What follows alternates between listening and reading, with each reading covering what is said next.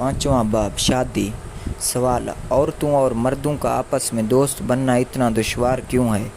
ये लगता तो बहुत आम सा है, मगर तकरीबन नामुमकिन साबित होता है। या तो एक गलीज़ मुफ़ाहमत होती है शौहर और बीवी की तरह, या फिर जज्बा बिलाखिर नफ़रत में तब्दील हो जाता है।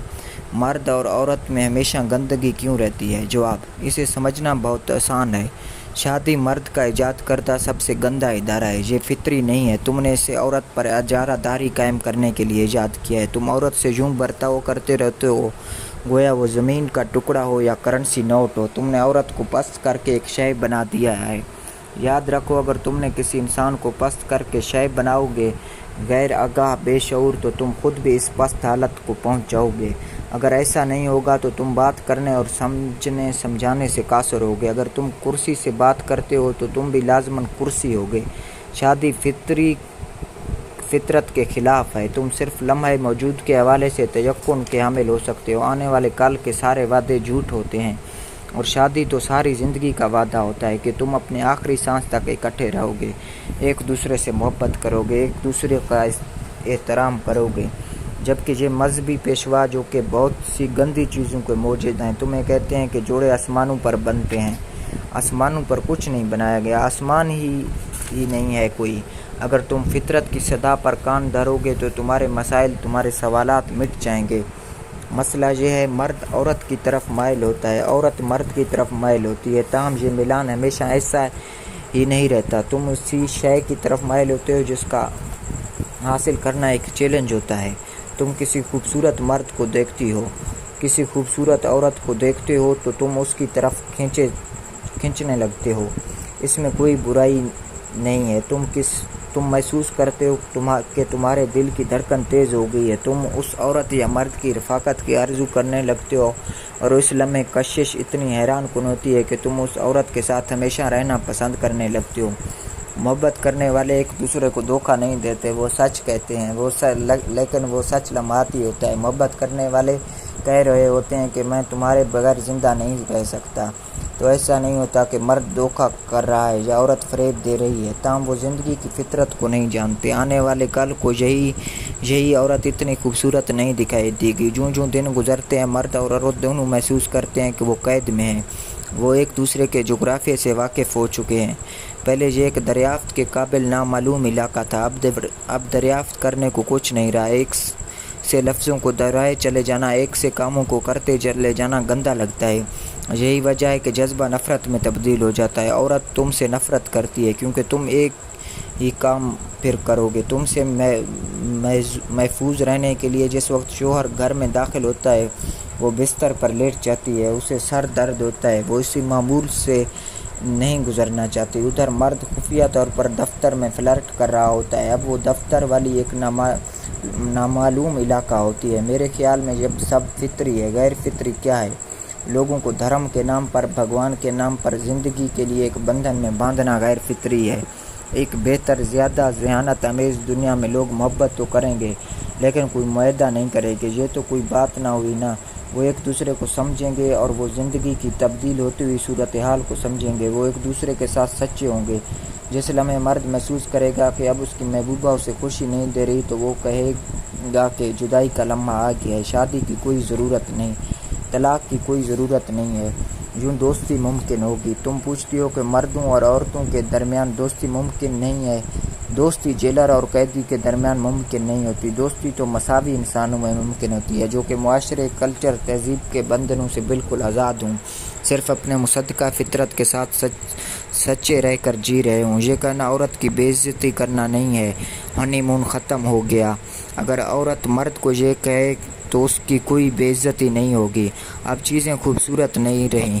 जो हवा चली थी वो रुक गई है। मौसम तब्दील हो गया है। हमारे दरमियान अब मौसम में बहार नहीं रहा। कोई फूल नहीं खिल रहा है, कोई खुशबू नहीं उभर रही। ये जुदा होने का वक्त है, और चूँकि कोई कानूनी बंधन नहीं होगा, लिहाजा तलाक का मसला नहीं होगा। ये गलीज़ अमल है कि अदालत और कानून اور ریاست تمہاری نجی زندگی میں مداخلت کریں، انہیں تم سے اجازت لینی چاہیے۔ وہ کون ہوتے ہیں مداخلت کرنے والے؟ یہ تو دو افراد کا باہمی معاملہ ہے، ان کا نجی معاملہ ہے۔ ادھر صرف دوست ہوں گے، نہ شوہر نہ بیوی۔ اگر صرف دوستی ہوگی تو جذبہ نفرت میں تبدیل نہیں ہوگا۔ جس لمحے تم محسوس کرے گے کہ جذبہ معدوم ہو رہا ہے، تم خدا حافظ کہہ دو گے، اور یہ لا علمی میں نہیں ہوگا۔ حتیٰ کہ اگر اس سے رنج بھی ہو تو کچھ نہیں کیا جا سکتا۔ یہ تو طرز زیست ہے۔ تاہم مرد نے معاشرے، کلچر، تہذیبیں، قوانین، ضوابط بنائے ہیں اور ساری انسانیت کو غیر فطری بنا دیا ہے۔ یہی وجہ ہے کہ مرد اور عورت دوست نہیں بن سکتے۔ مرد اور عورت تو شوہر اور بیوی بن سکتے ہیں، جو کہ بعض اوقات بالکل گندی ہوتی ہے۔ وہ ایک دوسرے پر ملکیت جتانے لگتے ہیں۔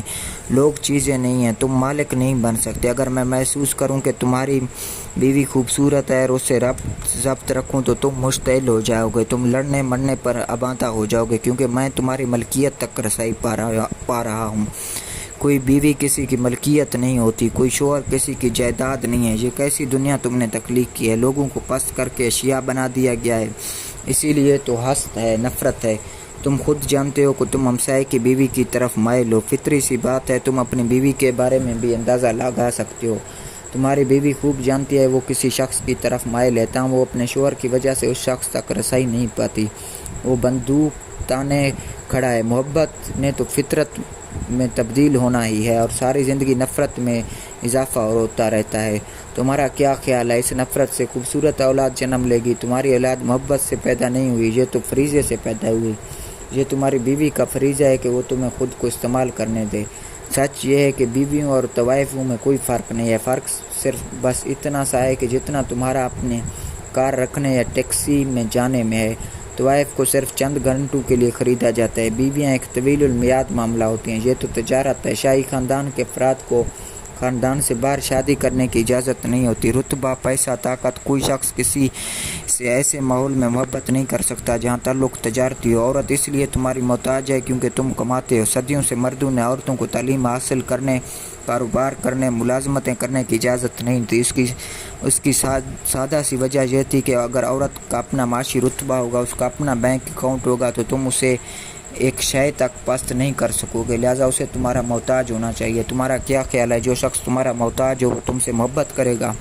ہر عورت اپنے شوہر کو قتل کر دینا چاہتی ہے۔ یہ الگ بات ہے کہ وہ اسے قتل نہیں کرتی، کیونکہ اگر وہ اسے قتل کرے گی تو پھر اس کا کیا بنے گا؟ وہ تعلیم یافتہ نہیں ہے، اسے معاشرے کا کوئی تجربہ نہیں ہے، اس کا کوئی ذریعہ آمدن نہیں ہے۔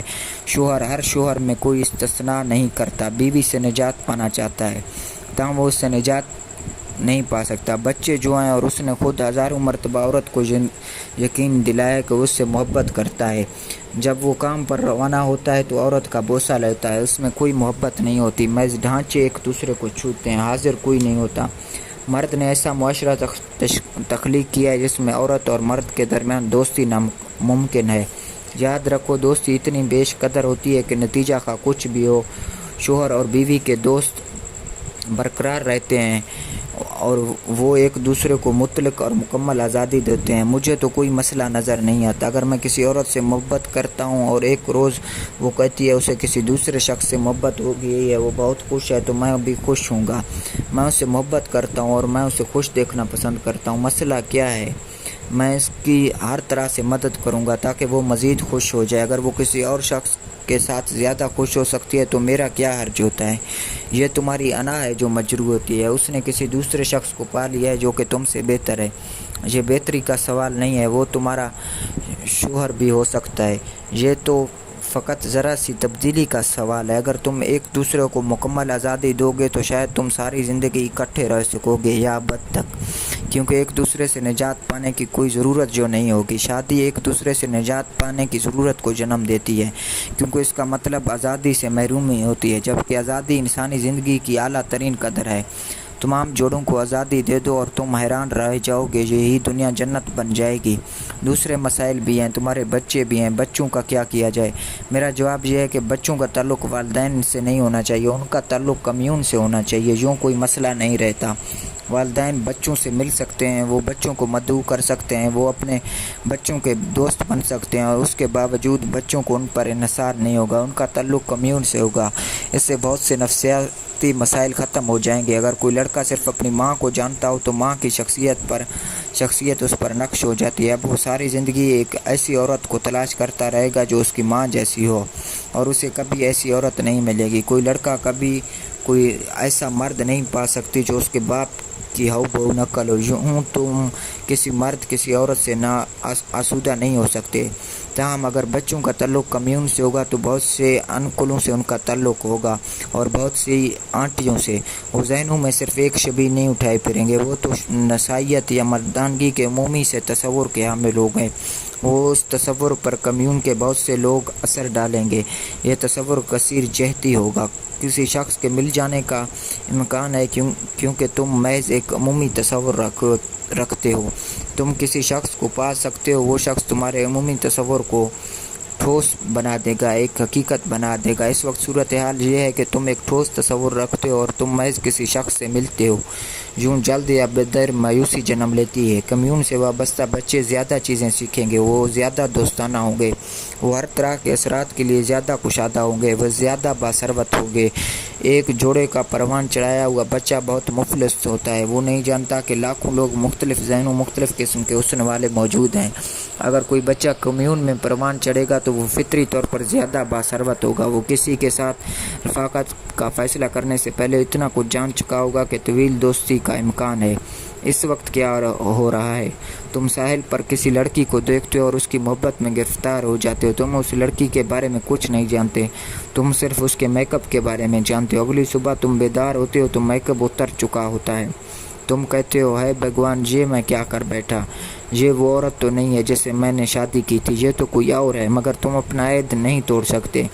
اگر تم ایسا کرو گے تو تمہیں تمہاری اوقات یاد دلانے کے لیے سرکار اور عدالت موجود ہے۔ یہ بہت گندی صورتحال ہے، بیمار صورتحال ہے۔ لوگوں کو ایک دوسرے کو جاننے کی اجازت دی جانی چاہیے، جتنا ممکن ہو اتنے لوگوں کو جاننے کی، کیونکہ ہر فرد منفرد ہے۔ موازنے کا تو کوئی سوال ہی نہیں ہے۔ بچے کو بہت سے کنویں کا پانی پینے دو، اسے کچھ بصیرت حاصل ہوگی۔ کون ایسا موزوں شخص ہے جس کے ساتھ زندگی گزارنی ہے؟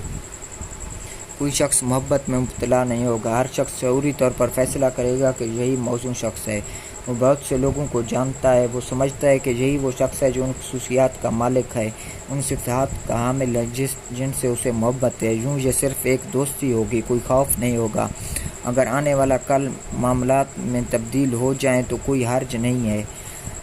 معاشرے کو لکیر کا فقیر نہیں ہونا چاہیے، اسے ایک لگے بندے طریقے سے نہیں چلنا چاہیے، جامد ساکت۔ اسے تغیر آشنا ہونا چاہیے۔ اب ایک عورت تمہیں ایک خاص نوع کی مسرت دے سکتی ہے، دوسری عورت تمہیں دوسری قسم کی مسرت دے سکتی ہے، کوئی تیسری عورت تمہیں حیران کر دے گی۔ پس مفلس کیوں رہا جائے؟ صرف اس لیے کہ یسوع نے کہا تھا غریبوں پر رحمت ہو۔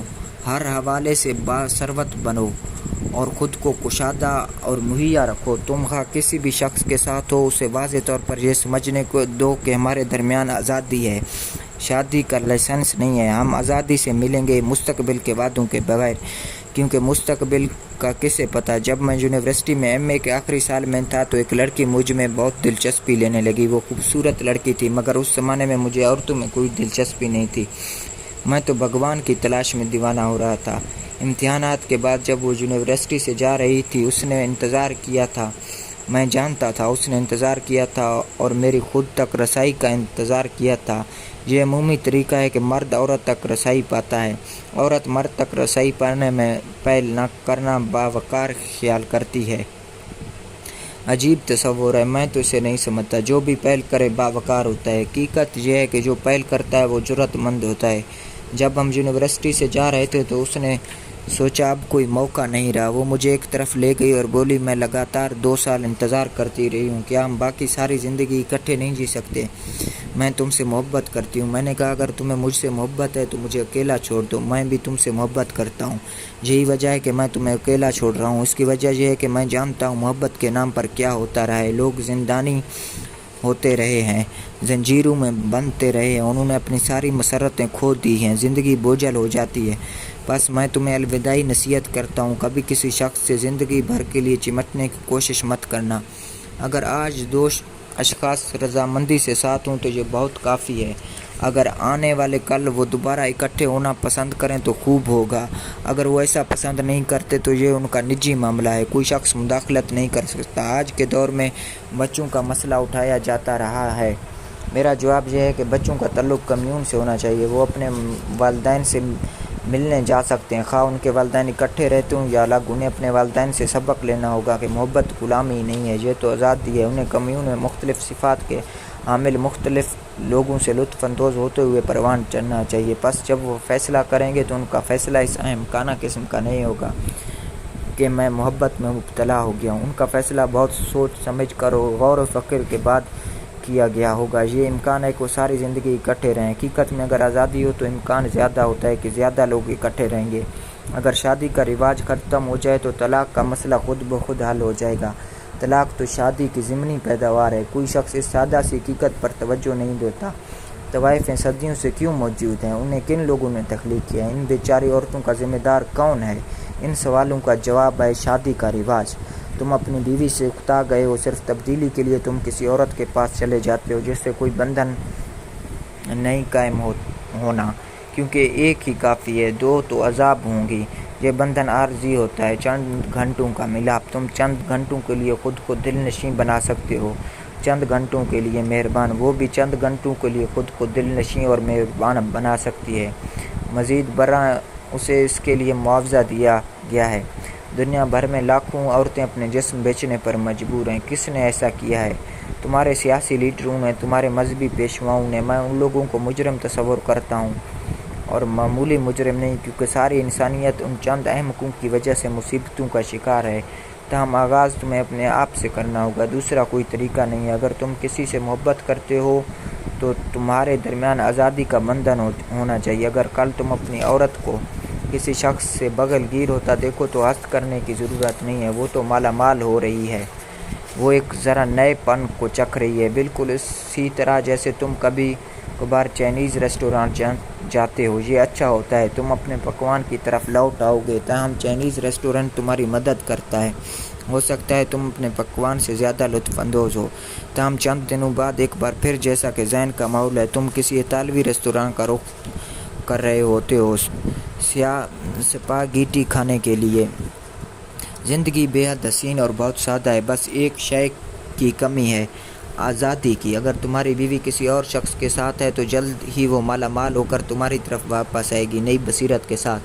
وہ تم میں ایسی شے پائے گی جو اس نے پہلے کبھی نہیں پائی گی۔ اس دوران تمہیں بیٹھے رہنے اور سر پیٹنے کی ضرورت نہیں ہے، تم بھی تجربہ کر سکتے ہو، تاکہ جس وقت تمہاری بیوی واپس آئے تم بھی نئے ہو چکے ہوگے، تم بھی چائنیز ریسٹورانٹ ہو آئے ہوگے۔ زندگی کو خوشی ہونا چاہیے، مزہ ہونا چاہیے، صرف تبھی مرد اور عورت کے مابین دوستی ممکن ہے۔ اگر ایسا نہیں ہوا تو وہ گہرے دشمن ہی رہیں گے۔ سوال: آپ نے کہا ہے کہ شادی محبت کو برباد کر دیتی ہے۔ اگر ہم محبت کرنے کے خواہش مند ہوں اور بچے بھی پیدا کرنا چاہتے ہوں تو ہمیں کس طرح زندگی بسر کرنی چاہیے؟ جواب: میں نے کبھی نہیں کہا کہ شادی محبت کو برباد کر دیتی ہے۔ شادی محبت کو کس طرح برباد کر سکتی ہے؟ ہاں، یہ شادی میں برباد ہو جاتی ہے، مگر اسے تم برباد کرتے ہو، شادی نہیں۔ اسے تو شادی کرنے والوں نے برباد کیا ہے۔ شادی محبت کو کس طرح برباد کر سکتی ہے؟ یہ تو تم ہو جو اسے برباد کرتے ہو، کیونکہ تم جانتے ہی نہیں ہو کہ محبت ہے کیا۔ تم بس جاننے کا دکھاوا کرتے ہو، تم صرف امید کرتے ہو کہ تم جانتے ہو، تم خواب دیکھتے ہو کہ تم جانتے ہو، لیکن تم نہیں جانتے کہ محبت کیا ہے۔ محبت کو جاننا ہوگا، یہ سب سے عظیم آرٹ ہے۔ اگر لوگ رقص کر رہے ہوں اور کوئی شخص کہے آؤ رقص کرو تو تم کہو گے میں رقص کرنا نہیں جانتا۔ تم کبھی ایسا نہیں کرو گے کہ جست لگاؤ اور رقص کرنا شروع کر دو۔ ہر شخص سوچے کہ تم ایک عظیم رقاص ہو، تم اپنے آپ کو فقط ایک مسخرہ ثابت کرو گے، تم اپنے آپ کو رقاص ثابت نہیں کر پاؤ گے۔ اسے سیکھنا پڑتا ہے، اس کے حسن کو، اس کی حرکات کو، تمہیں جسم کو اس کے لیے ترتیب دینا پڑتی ہے۔ تم اٹھ کر مصوری شروع نہیں کر دیتے صرف اس وجہ سے کہ کینوس اور رنگ برش مہیا ہیں۔ تم مصوری شروع نہیں کرتے، تم یہ نہیں کہتے سب لوازمات پورے ہیں بس میں مصوری کر سکتا ہوں۔ تم تصویر کشی کر سکتے ہو مگر اس طرح تم مصور نہیں بن سکتے۔ تم کسی عورت سے ملتے ہو، کینوس موجود ہے، تم فوراً محبت کرنے والے بن جاتے ہو، تم مصوری شروع کر دیتے ہو، ادھر وہ بھی تم پر مصوری شروع کر دیتی ہے۔ بالآخر تم دونوں احمق ثابت ہوگے، مصور احمق، اور جلدی اب دیر تمہیں سمجھ آ جائے گی کہ کیا ہو رہا ہے۔ تاہم تم نے کبھی نہیں سوچا ہوگا کہ محبت ایک آرٹ ہے۔ تم آرٹ کو لے کر پیدا نہیں ہوتے ہو، اس کا تمہارا پیدائش سے کوئی تعلق نہیں ہوتا، تمہیں اس کو سیکھنا ہوتا ہے۔ یہ انتہائی نفیس و نازک آرٹ ہے، تم صرف صلاحیت لے کر پیدا ہوئے۔ بلا شبہ تم جسم کے ساتھ پیدا ہوئے، تم رقاص بن سکتے ہو کیونکہ تم جسم کے حامل ہو، تم اپنے جسم کو حرکت دے سکتے ہو اور تم رقاص بن سکتے ہو۔ تاہم رقص کا فن تمہیں سیکھنا پڑے گا، رقص سیکھنے کے لیے بہت محنت کرنا پڑتی ہے۔ تاہم رقص کا فن زیادہ دشوار نہیں ہے کیونکہ تم اس میں تنہا ہوتے ہو۔ محبت بہت زیادہ دشوار ہے، یہ کسی دوسرے کے ساتھ رقص کرتا ہے، دوسرے کے لیے بھی رقص کرنا سیکھنا ضروری ہوتا ہے۔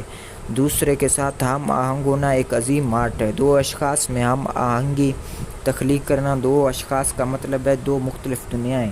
جب دو دنیایں قریب تر آتی ہیں اور اگر تم ہم آہنگ ہونا نہیں جانتے ہو تو تصادم ناگزیر ہوتا ہے۔ محبت ہم آہنگی ہوتی ہے۔ خوشی، صحت اور ہم آہنگی سب محبت سے جنم لیتی ہیں۔ محبت کرنا سیکھو، شادی کرنے میں جلدی مت کرو، محبت کرنا سیکھو، پہلے ایک عظیم محبت کرنے والے بنو۔ اور کیا ضروری ہے؟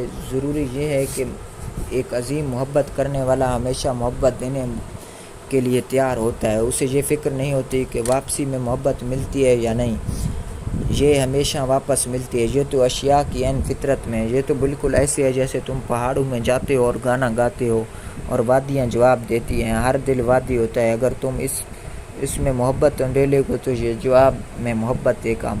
محبت کا پہلا سبق یہ ہے کہ محبت کی طلب مت کرو بلکہ صرف محبت دو، ایک دینے والا بن جاؤ جبکہ لوگ اس کے الٹ کر رہے ہیں۔ حد تو یہ ہے کہ جب وہ دیتے ہیں تو وہ صرف اس خیال کے ساتھ دیتے ہیں کہ محبت واپس آنی چاہیے، یہ تو سودے بازی ہوئی۔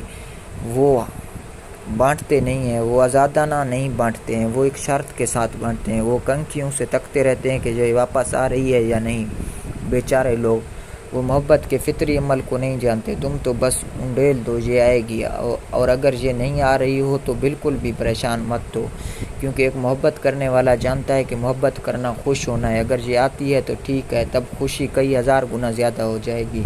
تاہم اگر یہ کبھی واپس نہیں آئے تو عین محبت کرنے کے عمل میں تم اسے اتنے خوش، اتنے مست ہو جاؤ گے کہ اس کے آنے نہ آنے کی فکر ہی نہیں رہے گی۔ محبت ایک اپنی داخلی خوشی کی حامل ہوتی ہے، یہ تب رونما ہوتی ہے جب تم محبت کرتے ہو۔ نتیجے کا انتظار کرنے کی کوئی ضرورت نہیں، بس محبت کرنا شروع کر دو۔ دھیرے دھیرے تم دیکھو کہ زندگی زیادہ سے زیادہ محبت تمہاری طرف واپس آ رہی ہے۔ ایک انسان محبت کرتا ہے اور جانتا ہے کہ محبت کیا ہوتی ہے صرف محبت کرنے سے، جیسا کہ انسان تیرنے سے ہی سیکھتا ہے۔ محبت کرنے والا انسان کرنے سے ہی انسان محبت کرتا ہے۔ اور لوگ بہت بیچارے ہوتے ہیں، وہ کسی عظیم محبوب کے رونما ہونے کا انتظار کر رہے ہیں تب وہ محبت کریں گے۔ وہ بند ہی رہتے ہیں، وہ پیچھے رہتے ہیں، وہ فقط انتظار کرتے ہیں کہیں سے کوئی کلوپیترا آئے گی اور تب وہ اپنے دل کو کھولیں گے۔ تاہم اس وقت تک وہ مکمل طور پر بھول چکے ہوں گے کہ اسے کیسے کھولنا ہے۔ محبت کا کوئی موقع ضائع مت کرو، حتیٰ کہ کسی گلی سے گزرتے ہوئے بھی تم محبت کر سکتے ہو، حتیٰ کہ تم فقیر کے ساتھ بھی محبت کر سکتے ہو۔ اس کی کوئی ضرورت نہیں کہ تم اسے کچھ دو، تم کم از کم مسکرا تو سکتے ہو نا، اس پر کچھ خرچ نہیں آتا، مگر تمہاری مسکراہٹ ہی تمہارے دل کو کھول دیتی ہے، تمہارے دل کو زیادہ زندہ بنا دیتی ہے۔ کسی کا ہاتھ تھام لو، کسی دوست کا یا کسی اجنبی کا۔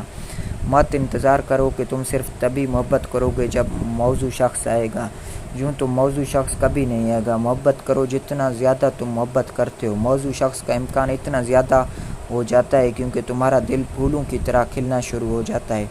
پھولوں کی طرح کھلتا ہوا دل بہت سی شہد کی مکھیوں، بہت سے محبت کرنے والوں کو مائل کر لیتا ہے۔ تم نے ایک بالکل غلط طریقے سے تربیت لی ہے۔ اول تو ہر شخص اس غلط تاثر کے تحت زندگی بسر کرتا ہے کہ پہلے ہی سے محبت کرنے والا ہے۔ پیدا ہوتے ہی تم سوچنے لگتے ہو کہ تم محبت کرنے والے ہو۔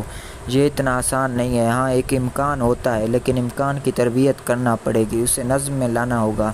ایک بیج وجود تو رکھتا ہے، تاہم اسے پھول بننا پڑے گا۔ تم اپنے بیجوں کو لیے پھرتے رہو، کوئی شہد کی مکھی نہیں آئے گی۔ کیا تم نے کبھی بیجوں پر شہد کی مکھیوں کو آتے دیکھا ہے؟ کیا وہ نہیں جانتی کہ بیج پھول بن سکتے ہیں؟ اگر وہ تو اسی وقت آتی ہیں جب بیج پھول بن جاتے ہیں۔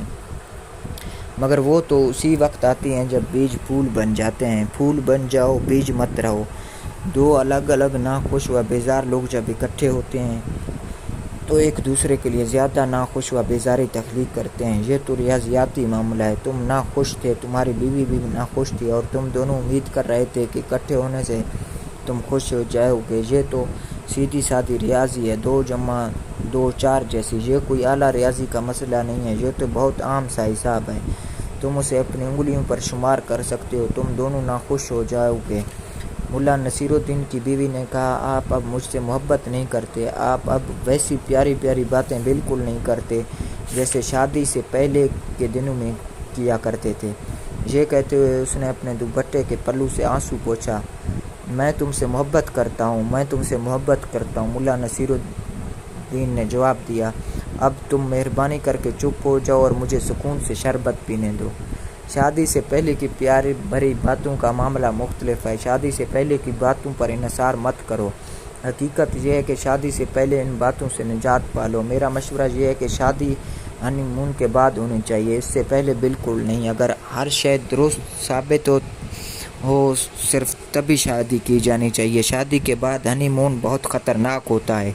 جہاں تک میری معلومات کا تعلق ہے تو 99% شادیاں ہنی مون ختم ہونے تک ختم ہو جاتی ہیں، مگر اس وقت تک تم اسیر ہو چکے ہوتے ہو۔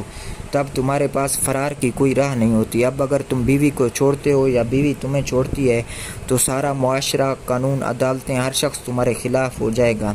تب ساری اخلاقیات، مذہب، مذہبی پیشوا، ہر شخص تمہارے خلاف ہو جائے گا۔ حقیقت میں تو معاشرے کو شادی پر تمام ممکنہ رکاوٹیں عائد کرنی چاہیے، جبکہ طلاق پر کوئی پابندی نہیں ہونی چاہیے۔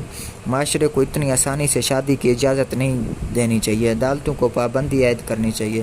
عورت کے ساتھ کم از کم 2 سال رہو، تب عدالت تمہیں شادی کرنے کی اجازت دے سکتی ہے۔ فی الوقت وہ اس کے الٹ عمل کر رہے ہیں۔ اگر تم شادی کرنا چاہتے ہو تو کوئی شخص نہیں پوچھے گا کہ کیا تم تیار ہو، کیا یہ محض خبط ہے، صرف اس لیے کہ تمہیں عورت کی ناک پسند ہے۔ کیا حماقت ہے! کوئی انسان صرف لمبی ناک کے ساتھ زندگی بسر نہیں کر سکتا، 2 ہی دنوں بعد ناک بھول جائے گی۔ کون دیکھتا ہے اپنی بیوی کی ناک کی طرف؟ میں نے سنا ہے کہ ایک اسپتال کا ایک وارڈ ایسا تھا جہاں صرف نرسیں متعین تھیں، اور وہ سب اتنی خوبصورت تھیں جیسے عالمی مقابلہ اس میں شرکت کر چکی ہوں۔ مگر ایک مریض جب بھی انہیں دیکھتا ہے ارادتاً انہیں گھورتا اور کہتا، فضول، بیکار۔ اگلے بستر والا مریض اس کی اس حرکت کو نہیں سمجھ سکتا۔ اس نے پوچھا، اتنی حسین و جمیل نرسیں تمہاری تیمارداری پر مامور ہیں اور تم انہیں ایسا کہہ رہے ہو، آخر کیوں؟ اس مریض نے غمناک لہجے میں کہا، میں ان نرسوں کو نہیں کہتا، میں تو اپنی بیوی کو کہہ رہا ہوتا ہوں۔ بیوی کبھی خوبصورت نہیں لگتی، شوہر کبھی دلکش نہیں لگتا۔ جو ہی تم شناسا بنتے ہو حسن کافور ہو جاتا ہے۔ 2 اشخاص کو اتنے طویل عرصے تک اکٹھے رہنے کی اجازت دی جانی چاہیے کہ وہ ایک دوسرے کے شناسا ہو جائیں۔ اگر وہ شادی کرنا چاہیں تو بھی انہیں اجازت نہیں دینی چاہیے۔ یوں دنیا سے طلاق کا مسئلہ ختم ہو جائے گا۔ طلاق کا مسئلہ اس لیے وجود رکھتا ہے کیونکہ شادیاں غلط اور جبراً ہوتی ہیں۔ طلاقیں اس لیے دی جاتی ہیں کیونکہ شادیاں رومانوی موڈ میں کی جاتی ہیں۔ اگر تم شاعر ہو تو پھر رومانوی موڈ بہتر ہے، اور شاعر اچھے شوہر یا بیویاں مشہور نہیں ہیں۔ حقیقت میں شاعر تقریباً ہمیشہ کنوارے ہوتے ہیں۔ وہ بے وقوف تو بنتے ہیں مگر اسیر کبھی نہیں ہوتے۔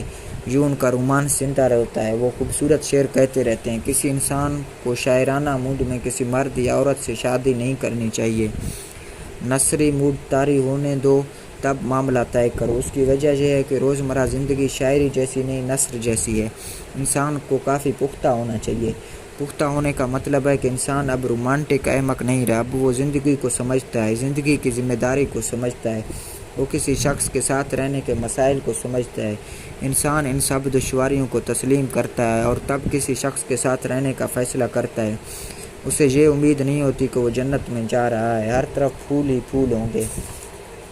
وہ بکواسیات کی امید نہیں کر رہا، وہ جانتا ہے کہ حقیقت کڑی ہوتی ہے، حقیقت کھردری ہوتی ہے، گلاب ہوتے ہیں لیکن کم، کہیں کہیں کانٹے زیادہ ہوتے ہیں۔ جب تم ان سب مسائل سے آگاہ ہو جاؤ اور تب بھی فیصلہ کرو کہ خطرہ مول لیا جا سکتا ہے اور اکیلے رہنے کی بجائے کسی شخص کے ساتھ رہا جا سکتا ہے، تو پھر شادی کرو۔ اس طرح شادیاں محبت کو کبھی قتل نہیں کرے گی، کیونکہ ایسی محبت حقیقت پسندانہ ہوتی ہے۔ شادی صرف رومانوی محبت کو قتل کر سکتی ہے۔ رومانوی محبت وہ ہوتی ہے جسے لوگ حقیر محبت کہتے ہیں۔ انسان کو اس پر انحصار نہیں کرنا چاہیے، انسان کو اس ارتقاء بخش تصور نہیں کرنا چاہیے۔ یہ محض آئس کریم جیسی ہوتی ہے، تم اسے کبھی کبھار کھا سکتے ہو، مگر اس پر انحصار مت کرو۔ زندگی کو زیادہ حقیقی ہونا پڑتا ہے، زیادہ نثری ہونا پڑتا ہے۔ شادی بذات خود کسی شے کو برباد نہیں کرتی، شادی تو اس کو باہر لے آتی ہے جو تمہارے اندر نیا ہوتا ہے۔ اگر تمہارے پیچھے تمہارے اندر محبت نیا ہے تو شادی اسے یاں کر دے گی۔ اگر محبت محض ایک بہانہ ہے، ایک چارہ ہے، تو جلد یا بدیر معدوم ہو جائے گی۔ تب تمہاری حقیقت، تمہاری گندی شخصیت عیاں ہو جائے گی۔ شادی تو بس ایک موقع ہے، بس جو کچھ تم یہاں رکھتے ہو وہی کچھ یہاں ہو جائے گی۔ میں یہ نہیں کہہ رہا ہوں کہ شادی کو محبت نے تباہ کر دیا ہے۔ محبت کو ان لوگوں نے برباد کیا ہے جو نہیں جانتے کہ محبت کیسے کی جاتی ہے۔ محبت اس لیے برباد ہوتی ہے کیونکہ یہ محبت ہوتی ہی نہیں ہے۔ تم ایک خواب میں رہتے ہو، حقیقت اس خواب کو برباد کر دیتی ہے۔ دوسری صورت میں محبت ابدی ہوتی ہے، ابدیت کا ایک جزو ہوتی ہے۔ اگر تم نشو و نما پاتے ہو، اگر تم آرٹ سے واقف ہو، اگر تم پریم جیون لو لائف کی حقیقتوں کو تسلیم کرتے ہو تو یہ ہر روز نشو و نما پاتی ہے۔ شادی محبت میں نشو و نما پانے کا حیران کن موقع بن جاتی ہے۔ محبت کو کوئی شے برباد نہیں کر سکتی، اگر یہ ہے تو یہ نشو و نما پاتی چلی جاتی ہے۔ تاہم مجھے محسوس یہ ہوتا ہے کہ یہ موجود ہی نہیں ہوتی۔ تم اپنے آپ کو غلط سمجھے ہو، وہ کوئی اور ہی شے تھی۔ ممکن ہے جنس رہی ہو، جنسی کشش رہی ہو، تب تو اس نے برباد ہی ہونا ہے، کیونکہ جب تم عورت کے ساتھ جنسی عمل کرتے ہو تو جنسی کشش غائب ہو جاتی ہے۔ اس کی وجہ یہ ہے کہ جنسی کشش صرف انجانے پن میں ہوتی ہے۔ جب تم ایک بار عورت یا مرد کے جسم کا ذائقہ چکھ لیتے ہو تو جنسی کشش ختم ہو جاتی ہے۔ اگر تمہاری محبت صرف جنسی کشش تھی تو اسے غائب ہونا ہی تھا۔ پس محبت کے حوالے سے غلط فہمی میں مبتلا مت ہو۔ اگر محبت حقیقتاً محبت ہے، جب میں حقیقی محبت کہتا ہوں تو میری کیا مراد ہوتی ہے؟ میں اسے مراد لیتا ہوں کہ فقط دوسروں کی موجودگی میں ہونا۔ تم دفعتاً اپنے آپ کو خوش محسوس کرتے ہو محض اکٹھے ہونے سے، تم مستی محسوس کرتے ہو محض دوسروں کی موجودگی تمہارے دل کو گہرائی تک آسودہ کر دیتی ہے۔ تمہارے دل میں کوئی شے گانے لگتی ہے، تم آہنگ میں چلے جاتے ہو محض دوسرے کی موجودگی تمہیں اکٹھا ہونے میں مدد دیتی ہے۔ تم زیادہ فرد، زیادہ مجتمع، زیادہ مستحکم ہو جاتے ہو، تب یہ محبت ہے۔ محبت جنون نہیں ہوتی، محبت کوئی جذبہ نہیں ہوتی، محبت تو ایک گہری انڈرسٹینڈنگ ہوتی ہے کہ کوئی شخص کس حد تک تمہیں مکمل کرتا ہے، کوئی شخص تمہیں پورا دائرہ بناتا ہے۔ دوسرے کی موجودگی تمہاری موجودگی کو بڑھاتی ہے۔ محبت تمہیں تمہارے ہونے کی آزادی دیتی ہے، یہ ملکیت پسندی نہیں ہوتی۔ پس دیکھو، جنس کو محبت کبھی مت تصور کرو، وگرنہ تم دھوکہ کھا جاؤ گے۔ محتاط رہو، جب تم کسی شخص کے ساتھ ایسی موجودگی، خالص موجودگی محسوس کرنے لگو گے تو تمہارے اندر کوئی شے پھولوں کی طرح کھلنے لگے گی۔ 1001 کمل کے پھول کھلیں گے۔ موجودگی، صرف موجودگی کے علاوہ کسی شے کی ضرورت نہیں، صرف یہ کہ دوسرا ہے تمہیں خوش کرنے کے لیے کافی ہے۔ تب تم محبت میں ہوتے ہو اور تب تم حقیقت کی پیدا کردہ تمام مشکلات سے گزر سکتے ہو۔ بہت سی اذیتیں، بہت سے اضطراب، مگر تم ان سب سے گزرنے پر قادر ہوگے اور تمہاری محبت زیادہ سے زیادہ کھلے گی، کیونکہ یہ تمام صورتحال چیلنج بن جائے گی اور تمہاری محبت ان پر غلبہ پاتے ہوئے زیادہ سے زیادہ مضبوط ہو جائے گی۔ محبت ابدیت ہوتی ہے اگر یہ نشو و نما پاتی چلی جاتی ہے۔ محبت شروعات کو تو جانتی ہے مگر اختتام کو نہیں۔